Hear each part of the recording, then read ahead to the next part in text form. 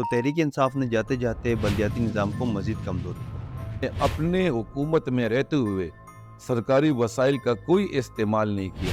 عدم اعتماد جس طریقے سے آئی، یہ پوری ایک داستان ہے جو پوری قوم اپنے مرشد کے ساتھ ہوئے تھے، خان صاحب کے ساتھ ہوئے تھے۔ تو ایک افطاری میں خان صاحب نے آواز لگائی کہ یار آپ افطاری کریں، لاکھوں نوجوانوں کا یہی ہوگا میرے خیال میں 9 مئی، آپ صرف زندہ باد مرد آباد کے لیے نہیں۔ آج کے ہمارے مہمان ہیں جناب شاہزیب صاحب، جو نائب صدر ہیں پاکستان تحریک انصاف ضلع پشاور کی۔ Welcome to the show sir. Thank you جی۔ سر سب سے پہلے ہمارے ویورز کے لیے تھوڑا اپنا تعارف کروائیے گا۔ میرا نام جی شاہزیب ہے، اور میں 2010 میں میٹرک میں تھا، تو مجھے سماجی کام کا شوق تھا، تو میں نے پاکستان تحریک انصاف کے پلیٹ فارم سے ایز اے اسٹوڈنٹ لائف میں اپنے سیاسی کیریئر کا آغاز کیا اور سماجی خدمت کا آغاز کیا۔ اس کے بعد 2012 میں ہمارے انٹرا پارٹی الیکشن ہوئے، اس میں یونین کونسل کی کیبنٹ میں ایز اے فائنینس سیکرٹری منتخب ہوا۔ اس کے بعد پھر میں 2015 میں ٹاؤن کے کیبنٹ میں آیا، اور PK3 اس وقت ہمارا حلقہ تھا، میں اس کے کیبنٹ میں تھا۔ اس کے بعد 2017 میں یونین کونسل کا آسیہ کا آرگنائزر تھا، اس وقت ہمارا آرگنائزر سسٹم تھا۔ اس دوران ہم نے مختلف سروسز کرنے کی کوشش کی، کیونکہ ہمارے صوبائی حکومت بھی تھی، تو DRC کا قیام ہوا تھا، تو میں اس میں ممبر تھا، ڈسپیوٹ ریزولوشن کمیٹی۔ پولیس جو پولیس کمیٹی جو ہوتی ہے، لائزان کمیٹی، میں اس کا ممبر تھا، جو بھی عوام اور پولیس کے درمیان برج کا کردار ادا کرتے ہیں، یا تاجروں کے درمیان یا انتظامیہ کے درمیان ذیلی، تو میں نے ان میں اپنی خدمات سر انجام دینے کی کوشش کی۔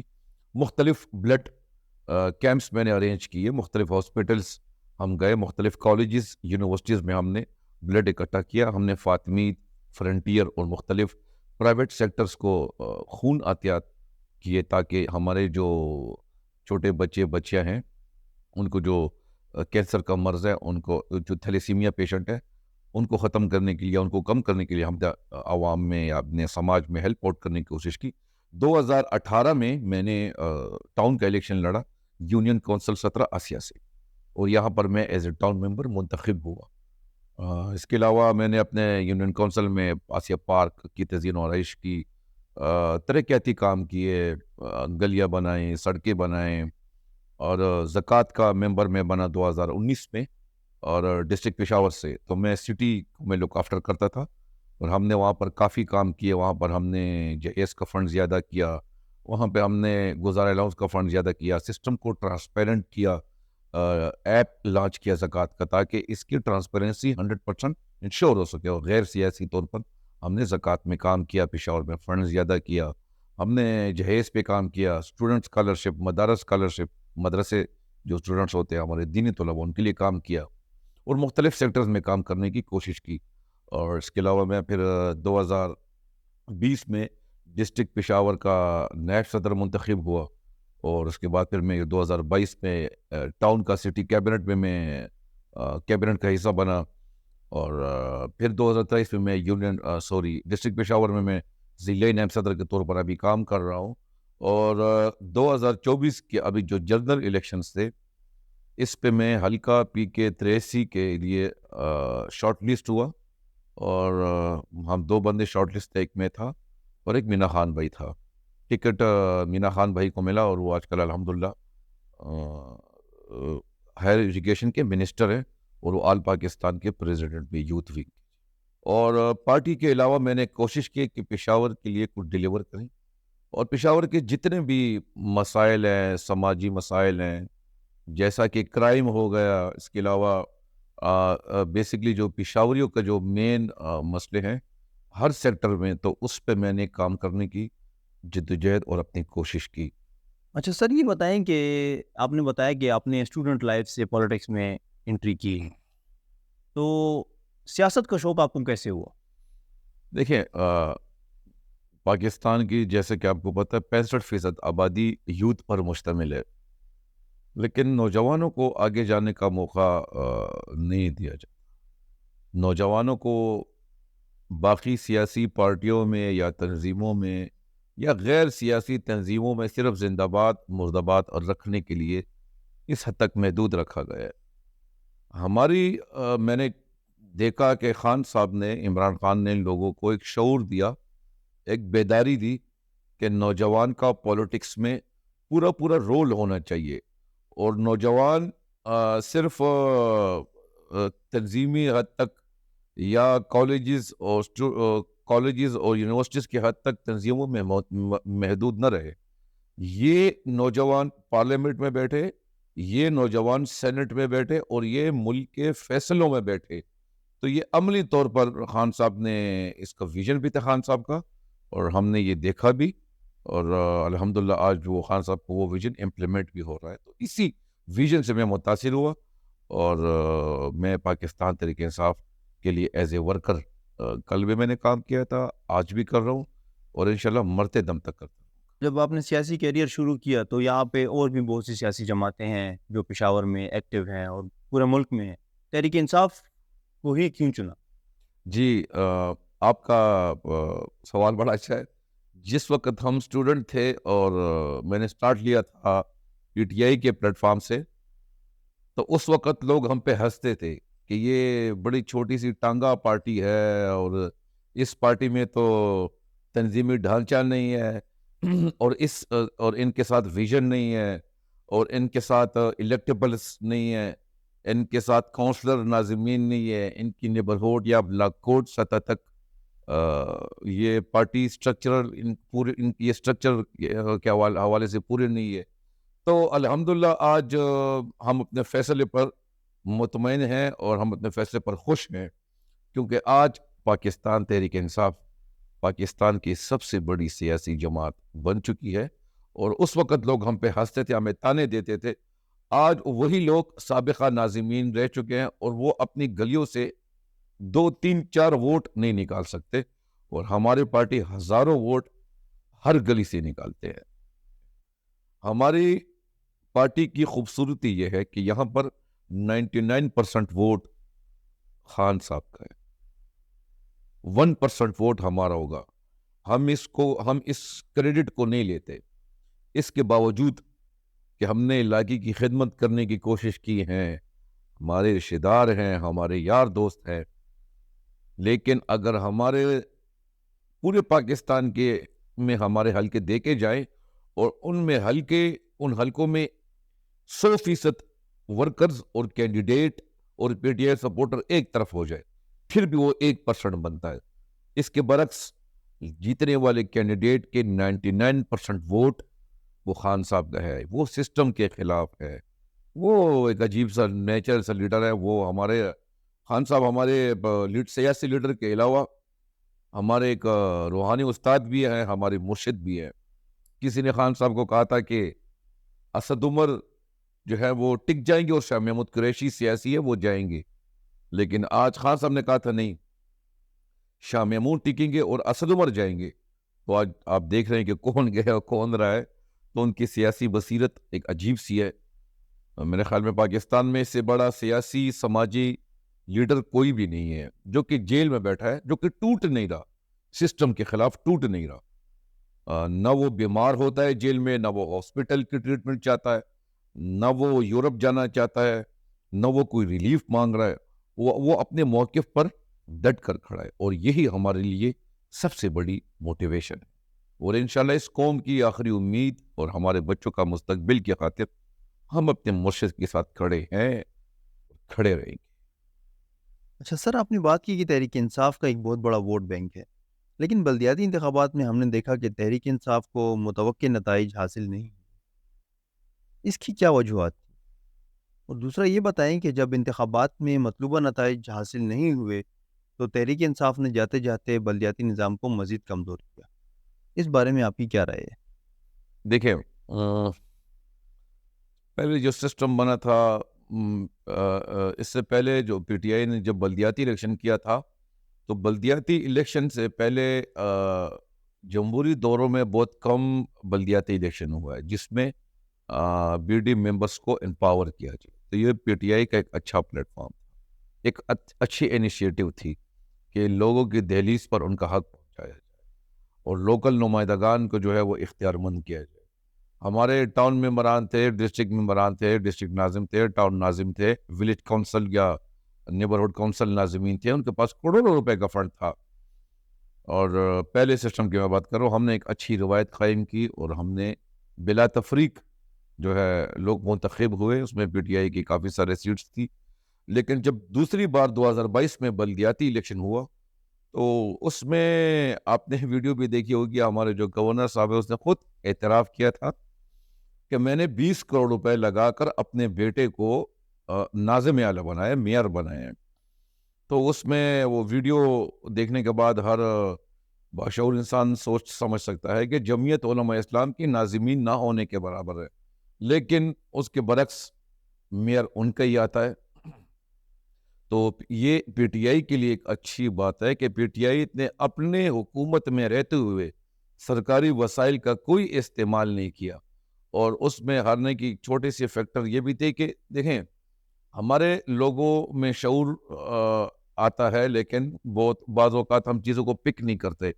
اس وقت تھا کووڈ کی وجہ سے ہم نے سخت فیصلے کیے، سمارٹ لاک ڈاؤنز لگے. اور خان صاحب پرائم منسٹر تھے تو پاکستان دنیا کا 5واں ملک تھا کہ ہم نے اکانومی کو سروائیو کیا تھا. فیکٹریز بند تھی، کارخانے بند تھے، دکانیں بند تھی یا نہ کھولنے کے برابر تھی. بازاروں کے ٹائمنگ شیڈول ٹائٹ ہو گئی تھی. اس کے باوجود بھی ہم نے مہنگائی کا فیکٹر ہم پہ پڑا، حالانکہ پورے دنیا میں مہنگائی ہو رہی تھی.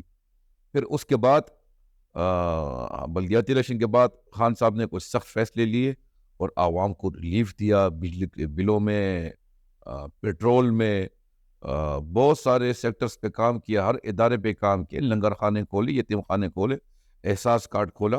اور خان صاحب کا ویژن تھا کہ میں راشن کارڈ لانچ کروں اور بائک اور رشکوں والے حضرات کے لیے جو مڈل کلاس لوگ ہیں ان کے لیے کارڈ لانچ کروں، پیٹرول کارڈ. لیکن وہ ممکن نہیں ہو پائے اور ایک عدم اعتماد جس طریقے سے آئی، یہ پوری ایک داستان ہے جو پوری قوم کو. اچھا سر، آپ نے اپنی باتوں میں بتایا کہ کس طرح ایک ناظم نے کروڑوں روپے لگائے اپنی انتخابی مہم پر. یہاں سوال یہ پیدا ہوتا ہے کہ کیا سیاست ایک مہنگا شوق ہے اور کیا ایک عام ورکر آدمی اس کو افورڈ کر سکتا ہے؟ دیکھیے آپ کا سوال بڑا دلچسپ ہے. یہ شوق نہیں ہے، یہ ایک میں یہ کہہ یہ ایک عشق ہے. بہت کم لوگ معاشرے میں ہوتے ہیں جو کہ اپنے گھر بار چھوڑ کر، بچوں کو چھوڑ کر پرائے غموں میں شریک ہوتے ہیں اور ان کی حق کے لیے لڑتے ہیں، جد و جہد کرتے ہیں. پھر عوام ان کا فیصلہ کرتی ہے کہ جب مجھے سیٹ ملی تھی، سیٹ ملنے کے بعد میرے ایسٹس، اگر میں بائک سے گاڑی پہ آ گیا، اگر میری لائف لگژری ہوئی، اگر میرے سٹینڈرڈ، میرا کلاس جدا ہو گیا، تو پھر آپ سمجھ لیں کہ میرے جو ہے مجھ پہ کرپشن کے چارجز بن سکتے ہیں. تو کہنے کا مقصد یہ ہے کہ یہ موقع صرف پاکستان تحریک انصاف میں ہے کہ یہاں پر میرے جیسے مڈل کلاس اور لوور مڈل کلاس لوگوں کو صوبائی، قومی حلقے، ایون کے سینٹ تک موقع دیا جاتا ہے. ریسنٹلی ہمارے دوست ہیں عرفان سلیم، جو کہ مڈل کلاس بھی نہیں ہے، وہ لوور مڈل کلاس ہے، اور ان کو سینٹ کا ٹکٹ میں پریارٹی پر رکھا گیا ہے. تو پی ٹی آئی میں یہ ہے کہ آپ کو نئے نوجوانوں کو آگے تک جانے کا موقع بھرپور دیا جاتا ہے. باقی پارٹیوں میں نیبرہڈ کونسل گلیوں سے لے کر مرکز تک چند ہی خاندانوں نے قبضہ کیا ہوتا ہے. پی ٹی آئی میں یہ چیز نہیں ہے. آپ دیکھ لیں ہمارے حلقے کی بات ہم کرتے ہیں. ہمارے حلقے کا پہلے ایم پی اے جاوید نسیم تھے، پھر اس کے بعد عرفان کو ٹکٹ ملا، ان لک کے لیے وہ ہار گئے تھے. وہ ہارون بلور کی شہادت کی وجہ سے ان کو ہمدردی کا ووٹ ملا. پھر اس کے بعد مینا خان بھائی کو ٹکٹ ملا. تو نیکسٹ ٹائم کچھ بھی ہو سکتا ہے. تو ہر بار نئے لوگوں کو ٹکٹ ملتا ہے. تو یہ ایک جمہوری روایت کو مد نظر رکھتے ہوئے ایک اچھی سوچ ہے خان صاحب کی کہ ہر حلقے میں نئے لوگوں کو ٹرائی کیا جاتا ہے. جو نوجوان ہوتے ہیں، جو کہ سماجی خدمت کرنے کی صلاحیت رکھتے ہیں، ان کو آگے آنے کا موقع دیا جاتا ہے. اچھا، آپ نے کہا کہ یہ سیاست ایک شوق نہیں ہے، یہ سماجی خدمت ہے. جی آپ کی کیا سماجی خدمات ہیں، اس کے بارے میں ذرا بتائیں. دیکھیں، پشاور میں نے محسوس کیا کہ यहाँ पर बहुत लोग मुख्तलिफ गाँवों से आके यहाँ पर उनके जरगे कराते हैं और उनके तलाक के मामलात देखते हैं, उनके जितने भी हमारे ये जायदादों के मसले हैं तो उनमें कब्ज़ा वगैरह करते हैं। तो मैंने उस सेक्टर में थोड़ा सा काम किया। फिर पेशावर के अमन व अमान के हवाले से मैंने जो मसनूई ख्वाजा सरा थे, जिसकी तादाद आज भी पेशावर में 90% है, उनकी वजह से माशरे में हालात ख़राब हो रहे हैं। कि मैंने ये सजेशन दी थी, मैंने प्रेस कॉन्फ्रेंस की थी इसके बारे में और टॉक शोज़ किए थे। मैंने डिप्टी कमिश्नर साहब और पुलिस इंतज़ामिया के साथ मिलकर मैंने कोशिश की थी कि आप इनके मेडिकल टेस्ट कराएँ। आप पेशावर के जो लोकल, जो ओरिजिनल पैदाइशी ख्वाजा सरा हैं, उनके हुकूक को मद्देनज़र रखते हुए उनको एक ही इलाके में उनको पनाह दें, उनके लिए सिलाई मशीन सेंटर खोलें, उनकी एजुकेट कराएँ, उनके लिए कुछ वजीफ़ा मुकर्रर करें। लेकिन जो 98% ख्वाजा सरा हैं जो कि पेशावर के मुख्तलिफ अज़लाओं, पेशावर के अलावा मुख्तलिफ अज़लाओं से आए हुए हैं, वो पेशावर में डेरे हैं। आज मेरी बात की तायद हो रही है। आज पेशावर के हर गली में खुद साख्ता ख्वाजा सरा मौजूद है, जिससे ये हमारा कल्चर ख़राब हो रहा है, जिसकी वजह से नौजवान इनके सालगिरहों को कामयाब करने के लिए स्नैचिंग कर रहे हैं। आप देख लें कि ख्वाजा सरा जो हैं, इनके प्रोफेशन से कभी मसला नहीं बना, लेकिन ये जो गैर अखलाकी हरकत करते हैं, ये जो रात में लोग को डेरों पे लाते हैं, ये जो खुद से हर हफ्ते में एक सालगिरह मनाते हैं, उस सालगिरह को कामयाब बनाने के लिए हमारे पेशावर के कुछ नॉन क्वालिफाइड, या मैं ये कह दूंगा कि गिरदनवाज से, गांव से आए लोग स्नैचिंग करते हैं, जिसका पेशावर पर बहुत बुरा असर पड़ता है और पेशावर के हर गली में लोग इससे मुतासिर हुए हैं। तो इसी चीज़ों को मद्देनज़र रखते हुए मैंने इस पे स्टेप लिया, प्रेस कॉन्फ्रेंस की, इस पे मैंने तंजीम बनाई, लेकिन उन्होंने फिर मेरे खिलाफ ही एहतजाज किया और मुझे भी धमकाने की कोशिश की। फिर मैंने ये इनसे रिक्वेस्ट की कि आप सरकारी लोग हैं, ज़िले इंतज़ामिया हैं, आप इनको चेक कीजिएगा। और पाकिस्तान में माफिया जो है वो हर इदारे में है। आप देख लें कि हम मुसलमान हैं, लेकिन बदकिस्मती से रमज़ान में महंगाई बहुत ज़्यादा हो जाती है, ज़ख़ीरा अंदोज़ी बहुत हो जाती है, मसनूई महंगाई बहुत हो जाती है, जिसके डायरेक्ट ज़िम्मेवार हमारे डिप्टी कमिश्नर और असिस्टेंट कमिश्नरान हैं। हज़ारों ताजरों को ये लोग करोड़ों रुपए जुर्माना करते हैं, लेकिन आप बैंक की रसीद देख लें, 15 या 20 लाख रुपए जुर्माना जमा होते हैं, लेकिन इकट्ठे 50 और 60 करोड़ रुपए होते हैं। तो हमारी ईमानदारी का ये हाल है, तो हम इनसे क्या अच्छा एक्सपेक्ट कर सकते हैं? अल्लाह इस मुल्क पे अपना रहम करे जी। अच्छा, आपने ख्वाजा सराओं के जो माशरे में बिगाड़ पैदा करने की का सबब बन रहे हैं, जो ख्वाजा सरा, उनके खिलाफ आपकी कैंपेन चली है, ये बताएं। आप ज़कात कमेटी के भी मेंबर रहे हैं, तो उस बारे में बताएं कि उसमें आपने क्या चीज़ की? जहाँ पेशावर में 3 हलके थे सूबाई, उसको मैं लुक आफ्टर करता था। पेशावर के उसका मैं मेंबर था और हमारे चेयरमैन साहब ने मेरी कोई भी सजेशन वापस नहीं की। हमने इन फंड को, जो कमेटी पेशावर सिटी में 40 या 50 हज़ार रुपये लेती थी, उसको हमने 10 लाख तक पहुंचा दिया और उसको हमने रजिस्टर से, बॉल पॉइंट से जो लिखते थे वो रजिस्टर से ख़त्म करवा कर ZMIA सिस्टम मुतारिफ कराया था। ज़कात का जो सिस्टम होता है वो ऑनलाइन हमने ऐप लॉन्च कराया था कि अगर कोई बंदा मुस्तहिक है और उसको कमेटी, लोकल ज़कात कमेटी अप्रूव करती है, उसको फिर हम ऐप में डालते थे और ऐप में वो चेक होता था कि ये के एहसास के पैसे नहीं ले रहे, कहीं इसके नाम पे पासपोर्ट नहीं है, कहीं इन पे ट्रैवलिंग नहीं हुई, कहीं उम्र हज नहीं हुआ और ये वाकई मुस्तहिक है, तो उनको हम 1500 से बढ़ा के हमने 12,000 किया था। इसके अलावा हमने जहेज़ फंड, पेशावर में बहुत लोग ऐसे ये रहते हैं कि उनकी शादियाँ रहती हैं सिर्फ जहेज़ की वजह से।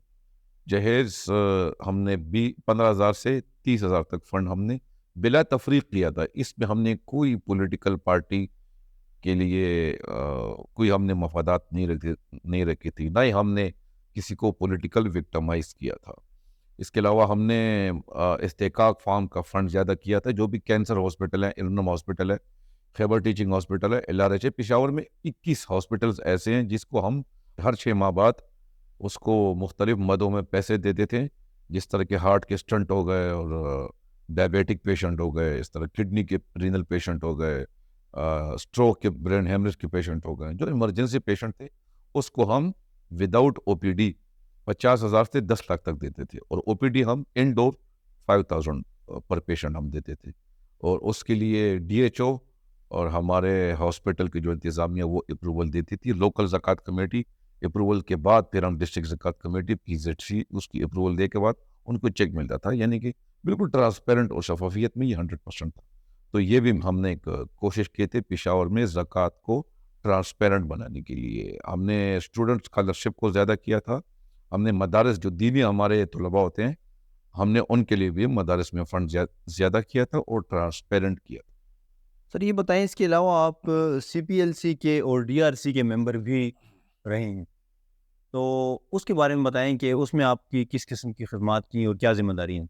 دیکھیں یہاں پر ہر چیز، ہر ڈپارٹمنٹ میں مافیاز ہیں، اور پولیس میں بھی مافیاز ہیں۔ ہمارے کچھ سماجی اور کچھ سیاسی لوگ ایسے ہیں کہ وہ 14 اگست پر اور آئس کے خلاف اور عید میں اپنے مبارکباد کے لیے بڑی بڑی پکچرز لگاتے ہیں کہ آئس بیچنا منع ہے، لیکن یہی لوگ آئس بیچ رہے ہوتے ہیں، یہی لوگ ان مافیا میں شامل ہوتے ہیں۔ تو میں نے CCP صاحب جب آئے تھے، احسن عباس صاحب یا اور جتنے اس کے بعد آئے تھے، تو میں نے ان کو میٹنگز میں کہا تھا کہ یہ سیاسی لوگوں کی یہ تصویریں یا سوشل میڈیا پر یا آپ کی وینس پر، پولیس وینس پر یا تھانوں کے اوپر ہمارے سیاسی لوگوں کی تصویریں بند کر دیں، اس پر بین لگا دیں، تاکہ اگر کوئی کمزور کریکٹر والا بندہ یا سماجی بندہ یا ناظم اگر پولیس کے ساتھ پکچر لگائے گا تو لوگوں میں غلط امپریشن جائے گا، کیونکہ ادارے پاک ہوں گے، شفاف ہوں گے، جرائم کنٹرول ہوں گے اور ہمارے کوارڈینیشن کے ساتھ ہوں گے تو معاشرہ بہتری کی طرف جائے گا۔ تو PLC میں بھی ہم نے کام کیا، ڈسپیوٹ ریزولوشن کمیٹی میں میں نے کام کیا، لوگوں کے لیے فی سبیل اللہ جرگے کیے اور ان کے مسائل حل کرنے کی کوشش کی۔ اس کے علاوہ پولیس اور عوام کے درمیان جب بھی کسی تاجروں کا یا کسی کا احتجاج ہوتا تھا یا کوئی انکوائری ہوتی تھی تو اس کو بھی ہم سارٹ آؤٹ کرنے کی کوشش ہم نے پچھلے 8-10 سالوں سے کرتے آ رہے ہیں، انشاءاللہ کریں گے بھی۔ اچھا، آپ نے ایک لفظ استعمال کیا مافیاز، چاہے وہ خواجہ سرا میں ہوں، چاہے بیوروکریسی میں ہوں یا چاہے منشیات کے حوالے سے ہوں، ان کو کنٹرول کرنا حکومت کا کام ہے۔ پچھلے 10 سال سے صوبے میں تحریک انصاف کی ہی حکومت، تو کیا اس کی ذمہ داری حکومت پر نہیں ہے؟ بالکل جی، اس کی ذمہ داری حکومت پر بھی ہے اور بیوروکریسی پر بھی ہے اور کچھ حد تک عوام پر بھی ہے۔ جہاں تک حکومت کی بات ہے تو PTI کو حکومت آنے کے بعد انہوں نے پال لانچ کرایا تھا تاکہ پولیس پر پریشر کم ہو، پولیس اسسٹنٹ لائن، تو آدھا اختیار ان کو دے دیا گیا تاکہ آپریشنل پولیس پہ پریشر کم ہو۔ خان صاحب نے پولیس کو ڈی پولیٹیسائز کیا تھا، یعنی یہ نہیں تھا کہ یہ MNA یہ MPI چاہتے ہیں تو اس SHO کو یا اس SDPO کو یہاں لگایا جائے، یہ اس ٹائپ ایکٹیویٹیز۔ اس کے علاوہ DRC بنایا تھا، کمپلینٹ سیل بنایا تھا، پولیس کمپلینٹ سیل بنایا تھا، CM کمپلینٹ سیل بنایا تھا، گورنر کمپلینٹ سیل بنایا تھا۔ تو جتنا کوشش گورنمنٹ نے کی ہے اس کو سراہنا چاہیے، لیکن پبلک نے اس چیز سے ناجائز فائدہ اٹھایا۔ پبلک نے اپنا ذاتی زیاتیات پالنے کے لیے وہاں پر اس کو استعمال کیا اور مس یوز بھی تھوڑا بہت ہوا، لیکن جب PTI کی گورنمنٹ ختم ہوئی تو یہ تمام چیزیں جو میں نے ابھی یاد کی یہ ختم ہو گئی۔ PTI کی حکومت رجیم چینج کے بعد خیبر پختونخوا میں پچھلے 2.5 سالوں سے کسی نے احساس کے پیسے نہیں لیے، کسی کو راشن نہیں ملا، کسی کو زکوٰۃ نہیں ملا، کسی مدرسے میں فنڈ نہیں گیا، کسی ہاسپٹل میں فنڈ نہیں گیا، کسی شوکت خانم کے لیے فنڈ ریزنگ کی اجازت نہیں دی گئی۔ مہنگائی پہ کنٹرول کرنے کے حوالے سے کمیٹی ہمارے نام بنتی رہی، کوئی فائدہ نہ ہو۔ تمام PMAs، سیٹڈ گورنمنٹ، تمام لوگ ماہوارے میں بزی ہو گئے تھے اور پشاور کا اور خیبر پختونخوا کا برا حال ہو گیا تھا۔ سب سے پہلے صحت کارڈ بند ہو گیا۔ آج الحمدللہ یکم رمضان سے بابرکت مہینے میں صحت کارڈ واپس کھل گئے۔ ایک مڈل کلاس بندے وہ محتاجی کی ضرورت نہیں ہے، خدا نخواستہ کسی بھی بڑے بیماری کے بدلے میں وہ کھل کے اپنا علاج کرا سکتے کسی بھی رجسٹرڈ ہاسپٹل سے۔ تو کوشش حکومت نے نہیں کی ہے، اور لیکن مافیا سے ہیں۔ ابھی بھی رمضان کا مہینہ ہے، لیکن بدقسمتی سے ہم ہمارے جتنے بھی ضلعی انتظامیہ ہے وہ بازاروں میں نقل کنٹرول نہیں کر پا رہے، اور مصنوعی جو مہنگائی ہے اس کو کنٹرول نہیں کر پا رہے، انکروچمنٹ کو وہ کنٹرول نہیں کر پا رہے، اس کے علاوہ ذخیرہ اندوز کو کنٹرول نہیں کر پا رہے. تو اللہ ہی اس قوم پر رحم کرے. سی ہم اداروں کے ٹکراؤ نہیں چاہتے، ہم صوبائی خود مختاری NMC کے لیے اپنے حقوق کے لیے لڑتے رہیں. اچھا یہ بتائیں کہ پاکستان میں نوجوانوں کو سیاست میں آنے کا کتنا موقع دیا جاتا ہے اور کتنی اس کی ریزسٹنس ہوتی ہے؟ دیکھیے ہر پارٹی میں جس طرح اس سے پہلے میں نے کہا کہ ہر ڈپارٹمنٹ میں سرکاری سطح پر بھی مافیاز ہوتے ہیں، اسی طرح کچھ نہ کچھ سیاسی پارٹیوں میں بھی پرانے لوگ ہوتے ہیں، اور نوجوانوں کو آگے آنے کا موقع کم دیا جاتا ہے. لیکن اگر آپ کمپیریزن کر لیں 2013 میں خیبر پختونخوا کی اسمبلی آپ دیکھ لیں، اس میں پرویز خٹک کے علاوہ تمام لوگ نئے تھے، موسٹ پراببلی نوجوان تھے. 2018 میں بھی زیادہ تر لوگ نئے تھے، نوجوان تھے. 2024 میں بھی PTI کے پلیٹ فارم سے جنہوں نے الیکشن لڑا وہ نوجوان تھے، اور زیادہ تر نوجوان تھے جنہوں نے فرسٹ ٹائم الیکشن لڑا. ہمارے حلقے سے دیکھ لیں، یہاں پر بھی نوجوان تھے، فرسٹ ٹائم الیکشن انہوں نے لڑا. اور لوگ نوجوان کو پسند کرتے ہیں کیونکہ ہمارے لوگ بھی تنگ آ چکے ہیں وہی روایتی سیاستدانوں سے، وہی وہ گلیاں، نالیاں، ٹاکیاں، ٹرانسفارمر. یہ تو روایتی کام یہ ہر کوئی کرتا ہے، اور تقریباً ہر سیاسی پارٹی کرتے ہیں. ہم چاہتے ہیں کہ نوجوان لیجسلیشنز کریں اسمبلی میں، اور وہ جو انہوں نے سیکھا ہوا ہے وہ امپلیمنٹ کرے تھرو پارلیمنٹ، تھرو سینٹ. تو یہ ایک موقع PTI نے سب کو دیا ہے، بلکہ زیادہ لوگوں کو دیا ہے، اور نوجوانوں کو مزید آگے آنے کا موقع دیا جائے ہر سیکٹر میں. اچھا کیا آپ کو گھر سے کسی قسم کی ریزسٹنس تھی؟ کیونکہ پاکستان میں ایک پرتشدد سیاسی کلچر ہے، تو کیا آپ کو ایسی سیاسی ایکٹیویٹیز سے کبھی روکا گیا تھا؟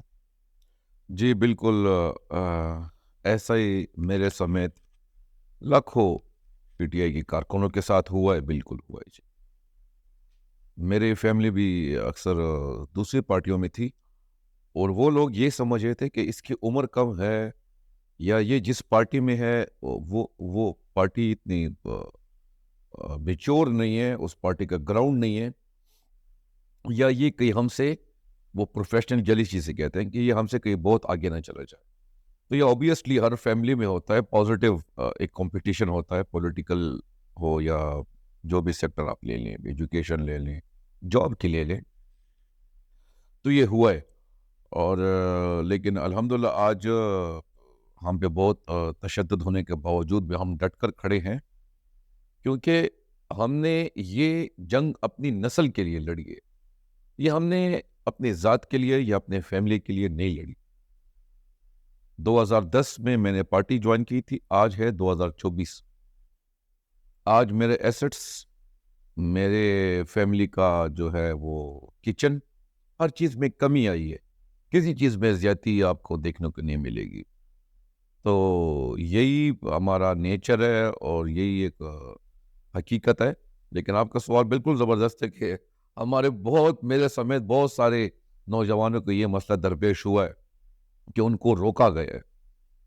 اچھا سر، اپنی زندگی کا کوئی خوشگوار واقعہ اگر آپ کو یاد ہو، اور ایسا واقعہ جس نے آپ کے دل کو تکلیف پہنچائی ہو، ایک دو ایسے واقعات شیئر. دیکھیں خوشگوار واقعہ تو بہت ہے، لیکن پچھلے رمضان میں میری زیادہ تر افطاریاں اپنے مرشد کے ساتھ ہوئے تھے، خان صاحب کے ساتھ ہوئے تھے. تو ایک افطاری میں خان صاحب نے آواز لگائی کہ یار آپ افطاری کریں، جلدی کریں، اذان ہو رہی ہے. تو میں نے کہا خان صاحب تھوڑا سا اگر آپ مجھے اپنا ہاتھ کا کھجور دے دیں جو آدھا آپ نے کھائے ہوئے. تو خان صاحب نے آدھا کھجور کھایا اور آدھا مجھے دیا. تو میرے خیال میں وہ میرے لیے سب سے خوشگوار لمحہ تھا. میں بہت خوش تھا، اس دن میں بہت خوش تھا. اور آپ نے ناخوشگوار واقعے کی بات کی، تو ناخوشگوار واقعہ میرے سمیت لاکھوں نوجوانوں کا یہی ہوگا میرے خیال میں ان کا جواب، 9 مئی. اچھا سر، آخر میں اگر آپ کوئی پیغام دینا چاہیں تو. دیکھیں میرا پیغام نوجوانوں کے لیے یہی ہوگا کہ آپ ہر ادارے میں اپنا لوہا منوائیں. آپ ہر چیز، آپ قوم کو ضرورت ہے آپ جیسے لوگوں کی. آپ ہر سیکٹر میں آئیں اور آپ لیڈرشپ کی طرف آئیں. آپ صرف زندہ آباد مرد آباد کے لیے نہیں ہیں. آپ ہر جگہ میں آگے آنے کی کوشش کریں. آپ کا فیوچر بھی انشاءاللہ روشن ہوگا اور آپ حق اور سچ کی بات کریں.